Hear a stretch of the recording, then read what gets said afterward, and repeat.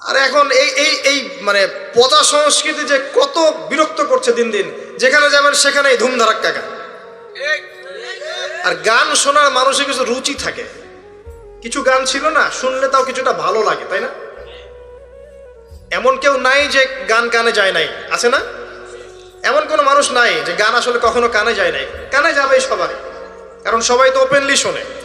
কিছু কিছু গানের অ্যাটলিস্ট কিছু মান আছে, মানে শুনলে মনে হয় ঠিক আছে গান হচ্ছে, যদিও ওটা হারাম। এখন যেগুলো প্লে হয় দেখবেন, এমন কিছু মিউজিক, এমন কিছু ধুমধারাক্কা, গানের কোনো জাতি না, মানে শয়তান যে নাচছে ওর পাশে কোনো কোনো কোনো কি বলবো, আসলে কোনো সন্দেহ নাই ওর পাশে শয়তান নাচছে। এমন এমন সাউন্ড, আর যদি যা বলেন ভাই সাউন্ডটা একটু কমায় দেন, পাশে আলেম আছে বা মসজিদ আছে বা নামাজ হচ্ছে, আরো জোরে দিবে সাউন্ড।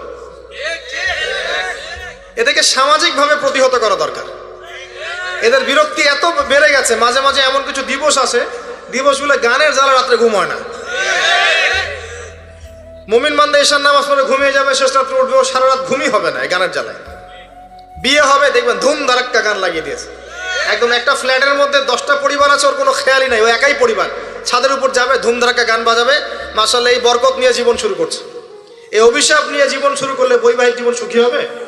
তো শয়তানের আনুগত্য দিয়ে জীবন শুরু করেছে দেখবেন। আবার এমন সময় অনেক কিছু কনসার্ট হয় দেখবেন, স্টেজে এমনভাবে নাচানাচি করে মনে শুয়োর আর বারণ নাচছে। হ্যাঁ, হাদিসে এই শব্দ এসেছে, আমার উপর রাগ করবেন না। নবী সাল্লাল্লাহু আলাইহি ওয়াসাল্লাম বলেছেন, যারা এই উম্মতের মধ্যে মাদককে হালাল করে নিবে, বাদ্যযন্ত্রকে হালাল করে নিবে, এবং যারা নর্তকী নাচাবে এবং মিউজিক্যাল ইনস্ট্রুমেন্টের সাথে এদের গভীর সম্পর্ক থাকবে, একদিন সকালে আল্লাহ পাক এদেরকে বানর আর শুয়োর বানিয়ে দিবেন। একদম টাটকা হাদিস, আখিরুজ্জামানের হাদিস। পড়ে দেখেন, আলেম ওলামাকে জিজ্ঞাসা করেন, হাদিসটা না থাকলে আমার নাম বদলাই ফেলাবো। এই হাদিসও আছে। এটা কি ফিজিক্যালি হবে? আমার কাছে মনে হয় না ফিজিক্যালি হবে, আল্লাহু আ'লাম, আল্লাহ ভালো জানেন। আমার কাছে মনে হয় না যে ফিজিক্যালি হয়তো বা হবে না, ইন্টারনালি তারা বানর আর শুয়োরের মতো হয়ে গেছে, আমার কাছে তাই মনে হয়। ভিতর থেকে স্বভাবগতভাবে দেখবেন বানর আর শুয়োরের মতো করছে। তো কি করবেন? এখানে ঈমান নিয়ে আপনি চলবেন কি? নূর কি জিনিস বোঝাতে গিয়ে আপনাকে এই কথাগুলো বললাম। আপনি 10টা দিন ইতিকাফ করে তারপরে এই পরিবেশে যান, আপনি আল্লাহর নূর নিজেই বুঝতে পারবেন, আল্লাহর নূর কি জিনিস, আধ্যাত্মিকত্ব কি জিনিস। আপনার কাছে এগুলো ভালো লাগবে না, আপনার মন, আপনার কান শুনতে চাইবে না, আপনার চোখ দেখতে চাইবে না। আর এগুলোতে থাকতে থাকতে থাকতে থাকতে যদি এগুলোকে স্বাভাবিক মনে হয়, তাহলে বুঝবেন আপনার কলবে নূরের ছিটা ফোটাও নাই, কলব আগেই মরে শেষ হয়ে গেছে। এখন আমাদের কলব এই অবস্থায় আছে। আমাদের চারপাশে এগুলো দেখছি না, গান বাজনা, বাদ্যযন্ত্র, মাদক, বেহায়াপনা, অশ্লীলতা, বেপরদামি, পর্নোগ্রাফি, ব্লু ফিল্ম, সব তো দেখছি নিত্যদিন, প্রতিদিন দেখছি। তো এগুলো দেখে যেহেতু আমাদের মনের মধ্যে কোনো রিয়াকশন আসে না, বুঝতে হবে মন কিন্তু নাই, dead. We are living with a dead heart. আমরা একটা মৃত হৃদয় নিয়ে ঘুরছি আর কি, আর কিছু না। এখন এই হৃদয়ে ঝাঁকি দিবে কিভাবে? এই অবস্থায় মৌত আসলে কি হবে? মৌতের কষ্ট খুব বেশি হবে। মৃত কলব অবস্থায় যদি মৌত চলে আসে, তাহলে মৃত্যুর যন্ত্রণাটা খুবই কঠিন হবে। কত কঠিন হবে আমি একটা হাদিস দিয়ে বুঝাচ্ছি। আমি এই হাদিসের নাম্বার এখন বলতে পারছি না, কারণ অনেকদিন আগে হাদিসটা পড়েছি, বাট আমি হাদিসটা পড়েছি। এবং যদি কেউ দলিল চান আমি আপনাকে প্রাইভেটলি দিতে পারবো ইনশাআল্লাহ। কোনো একজন নবী আল্লাহকে বলেছিলেন যে আমি বারজাখের মানুষের সাথে যোগাযোগ করতে চাই। কেমন আছে বারজাখের, বারজাখ বোঝেন তো, পরকালে বারজাখের মানুষ কিরকম আযাব, কিরকম শাস্তি ভোগ করছে, আল্লাহ আমি একটু দেখতে চাই। একজন ব্যক্তি, মেবি উনি মুসা আলাইহিস সালামের যুগের বা ঈসা আলাইহিস সালামের যুগের, আমার ঠিক মনে পড়ছে না, এ দুজনে একজন হতে পারেন।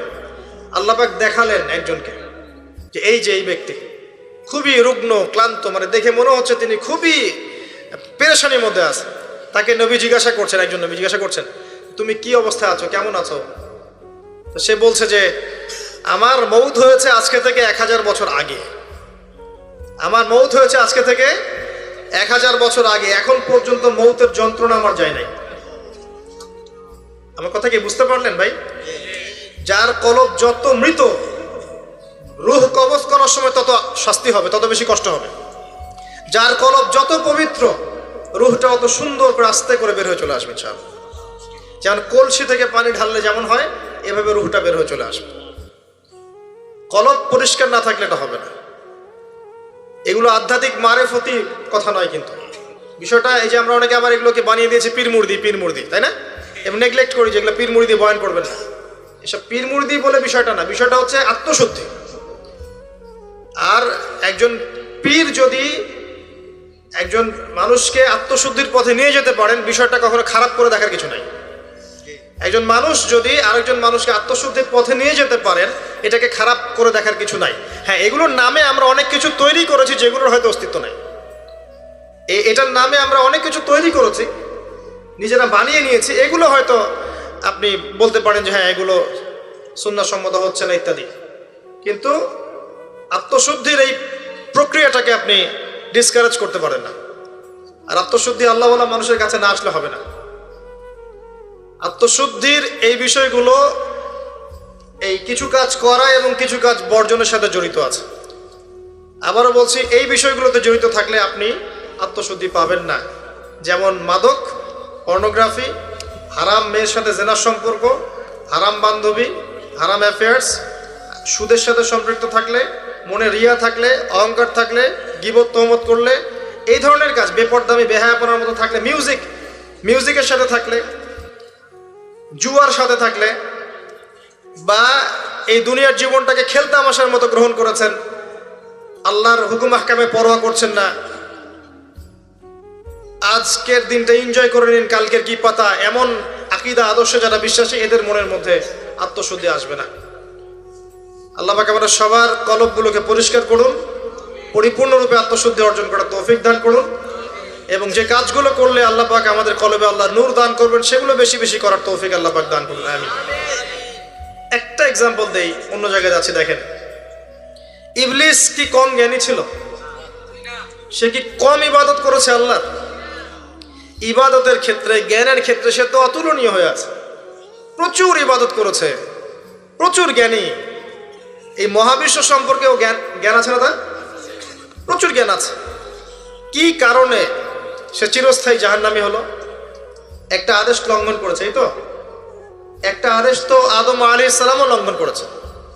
তাকে বলা হয়েছে গাছের কাছে যেও না, আমাদের পিতা ভুল করে গাছের কাছে চলে গেছে। এটাও তো একটা অন্যায়, তাই নয় কি? এটা তো আল্লাহর আদেশকে লঙ্ঘন করা হলো।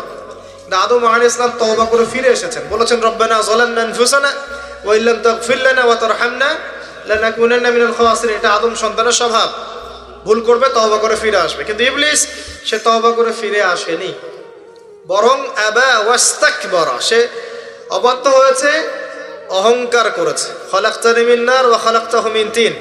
এই যে অন্যকে ছোট করা, তুচ্ছ করা, আল্লাহর আদেশকে অস্বীকার করা, অহংকার করা, এই অহংকারের কারণে তার সমস্ত এলেম এবং আমল সব ধ্বংস হয়ে গেছে। তো এখন যদি আমরা অনেক এলেম আমল করি, মনে অহংকার থাকে, আত্মশুদ্ধি অর্জন হবে? আত্মশুদ্ধি সবচেয়ে ইম্পর্টেন্ট জিনিস। আমি একটা বই সাজেস্ট করছি। বইটা আমি পড়ছি, কিন্তু আমার পড়ার পরে আমার আসলে পিপাসা মেটেনি এখনো। এই টপিকের আরো বেশ কিছু বই আমি সংগ্রহ করার চেষ্টা করছি। ইনশাআল্লাহ তাআলা আগামীতে আমি এই টপিকে, শুধু এই টপিকেই আলাদা স্বতন্ত্র একটা লেকচার দিব ইনশাআল্লাহ তাআলা। আল্লামা তাকি উসমানী হাফিজাহুল্লাহ, তার একটা বই আছে আত্মশুদ্ধি ও তাসাউফ। বইটা পড়েন। বইটা পড়লে আপনার কাছে মনে হবে যে বইটা আপনার জন্য লেখা হয়েছে। বইটা পড়ছিলাম আর মনে হচ্ছিল যে বইটা আমার জন্যই লেখা হয়েছে। মনে হয় বইটার প্রতিটা ওয়ার্ড আমাকেই বলা হচ্ছে। মন দিয়ে পড়েন আর পড়াশোনার অভ্যাস করেন। একদিন লেকচার শুনলেন 1 ঘন্টা 1.5 ঘন্টা, এটা আপনার জীবন পরিবর্তনের জন্য যথেষ্ট নাও হতে পারে। হ্যাঁ, যদি আল্লাহওয়ালা তেমন মানুষ হন হয়তো বা হবে। আমাদের মতো মানুষের লেকচারে 1 ঘন্টা 1.5 ঘন্টা লেকচার শুনেও আপনার জীবন পরিবর্তন না হওয়ার সম্ভাবনাই বেশি। কথা তাসির হয় তখনই যখন বক্তার মধ্যে ইখলাস থাকে, দিনের প্রতি মহব্বত থাকে, আল্লাহর দিন, আল্লাহর জমিনে প্রতিষ্ঠার মানসিক চেষ্টা থাকে, মনের দরদ থাকে। जो बात दिल से निकलती है दिल पे असर करती है, একটা কথা আছে না? যে কথাগুলো দিল থেকে বের হয় সেগুলো মানুষের দিলের মধ্যে কি হয়? আসার করে। তো এখন এরকম মানুষের সংখ্যাই বা কত? আর আমরা যে জ্ঞান এবং আমল করি তাতে বুঝতেই পারছি যে আমাদের দ্বারা কি হতে পারে। তারপরেও আলহামদুলিল্লাহ কিছু মানুষের উপকার হচ্ছে, এটাই আলহামদুলিল্লাহ। তবে আমরা যথেষ্ট নই। আমরা আল্লাহর কাছে দোয়া করি, আল্লাহ পাক এমন মানুষদেরকে এইসব চেয়ারে নিয়ে আসুন যাদের কথায় পুরো সমাজ পরিবর্তন হবে ইনশাআল্লাহ, এবং আল্লাহ পাক আমাদের সন্তানদেরকে যেন ওইভাবে বড় করার তৌফিক দান করেন, আমিন। প্রথম কথা বলছি, দেখেন, আত্মশুদ্ধি, মনের নিয়াত, ইখলাস, এটা সবচেয়ে ইম্পর্টেন্ট জিনিস। এটা ছিল না বলেই ওই 3 ব্যক্তি কোথায় গেছে? জাহান্নামে। শহীদ হয়েছে জাহান্নামে, দান করেছে জাহান্নামে, আলেম হয়েছে জাহান্নামে। এটা সেই হাদিস যেটা বর্ণনা করতে আবু হুরায়রা রাদিয়াল্লাহু আনহু অজ্ঞান হয়ে পড়ে যেতেন। প্রথম যেটা সমস্যা ছিল, এদিকে মনোযোগ দেন, আমরা শেষ করে দেব, গুছিয়ে নেব। প্রথম সমস্যাটা কি বলেছিলাম? শিরক। এই শিরকটা প্রত্যেকটা সেক্টরে আছে না? ব্যক্তি, পরিবার, সমাজ, রাষ্ট্রে আছে না? একই সুন্নাহ। ওই যে আইয়ামে জাহিলিয়াতের শিরক এখনকার বিশ্বে আছে না? আছে। তাহলে এখনকার বিশ্বেও কি কিছু তাওহীদপন্থী মানুষের প্রয়োজন আছে না? আছে। দ্বিতীয় সমস্যা সুদ। ওই সমস্যাটা এখনকার বিশ্বে নাই? এখনকার ব্যক্তি জীবনে দেখেন সুদ খায় না, পরিবার সুদখোর না, সমাজে সুদের কারবার নাই, সুদী এনজিওর সয়লাভ আছে না? আছে না? ছোট্ট ছোট্ট গ্রাম বাদ পড়েছে সুদ থেকে? টপ টু বটম কোনো গ্রাম বাদ পড়েছে? পড়ে নাই। বৈশ্বিক ক্ষেত্রে সুদী ব্যাংকিং সিস্টেম নাই, এবং এগুলোর সাথে আমরা জড়িত নই কি? আর নবী সাল্লাল্লাহু আলাইহি ওয়াসাল্লাম কি বলেন নাই, 4 শ্রেণীর মানুষকে আমি লানত করলাম, যে খায় সুদ, যে সুদ দেয়, যে সাক্ষী থাকে, আর যে লেখে। 4 শ্রেণীকেই তিনি লানত করেছেন। নবীর অভিশাপ নিয়ে কেউ হাউজে কাউসারের পানি পাবে? নবী সাল্লাল্লাহু আলাইহি ওয়াসাল্লামের অভিশাপ নিয়ে কেউ কবরে উত্তর দিতে পারবে? সত্যি তাই মনে হয় আপনাদের? আর নবী যাদেরকে অভিশাপ করবেন তাদের জন্য কি নবী সুপারিশ করে জান্নাতে নিয়ে যাবেন? এত সহজ না, এত সহজ না। নবীর লানত কি জিনিস এটা আমরা পরকালে বুঝতে পারবো। আমল করেছে, আমল শোনেন, আমল করেছে, অনেক নেক আমল করেছে, কিন্তু আমলগুলোর মধ্যে বেদাত ছিল। কি ছিল? মানে সুন্নতকে পরিবর্তন করে নতুন আমল দিয়ে প্রতিস্থাপন করেছে, কিন্তু আমল করেছে। এই বেদাতিরা যখন হাউজে কাউসারের পানি খেতে যাবে, একটা পর্দা পড়ে যাবে, আর নবী সাল্লাল্লাহু আলাইহি ওয়াসাল্লামকে বলা হবে, নবীজি বলবেন যে ইন্নাহুম মিন্নি, তারা তো আমার উম্মত, কেন পর্দা পড়ে গেল?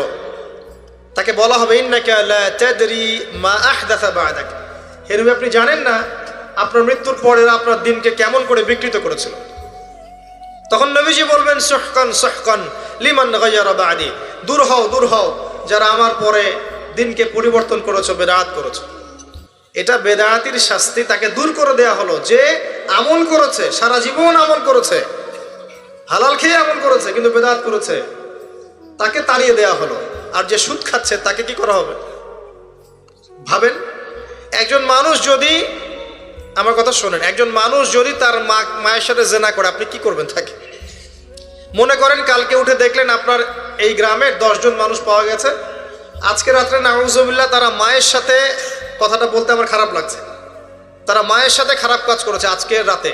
কালকে সকালে এই 10 জনের যদি দোষ প্রকাশ হয়, আপনি কি করবেন? কি করবেন? ফুলের মালা দিবেন? বড় বড় সুন্দর সুন্দর চেয়ার দিবেন, না বড় বড় অফিস করে দিবেন? কোটটাই পরিয়ে বসিয়ে দিবেন? সুদের মধ্য দিয়ে আমরা তাই করছি। নবী সাল্লাল্লাহু আলাইহি ওয়াসাল্লাম বলেছেন 73টা পাপের শাখা আছে, তার সবচেয়ে নিম্ন শাখা কি? আপনারা বলেন না, হাদিসটা তো আপনারা জানেন, বলেন সবচেয়ে নিম্ন শাখা কি? নিজের মায়ের সাথে। কোনো ব্যক্তি যদি এই কাজটা করে, আপনি তাকে কিভাবে দেখবেন?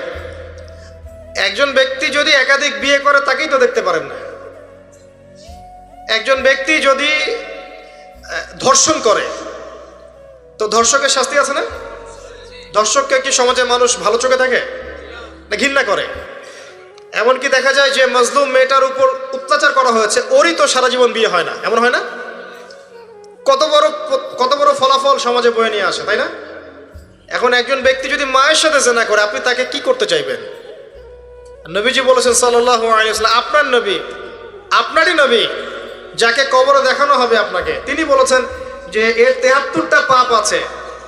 রিবা, তার সবচেয়ে নিচের পাপ হচ্ছে নিজের মাকে বিয়ে করা। নবীর সাথে ডিল করেন, এখন আমার সাথে প্লিজ রাগ হবেন না। কিয়ামতের মাঠের জন্য অপেক্ষা করেন, আল্লাহ নবীর সাথে আপনার সাক্ষাৎ হবে, সেদিন তাকে জিজ্ঞাসা করবেন কেন আপনি হাদিস বলে গিয়েছিলেন। আপনি সমাজকে পিছিয়ে দিয়েছেন, অর্থনীতিকে পিছিয়ে দিয়েছেন। এই হাদিস কেন বলতে গেলেন?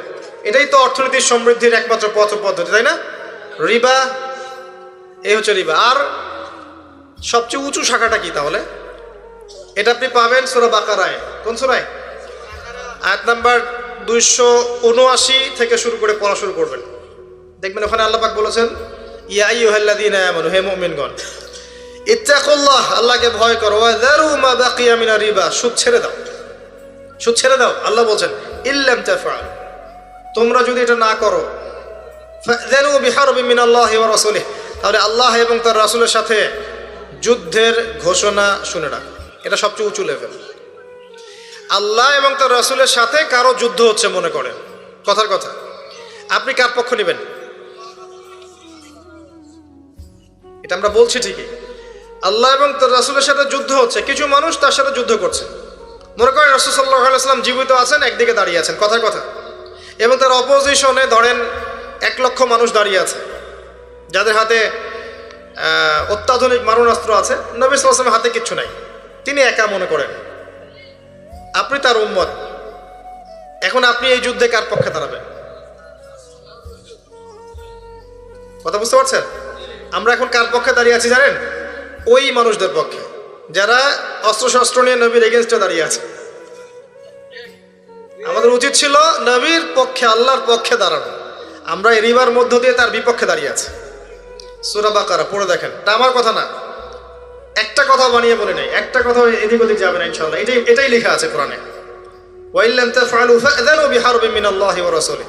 যে কোনো আলেমকে জিজ্ঞাসা করেন, যে কোনো মাযহাবের, এই কথাই বলবেন, যদি সাহস থেকে থাকে, সৎ সাহস।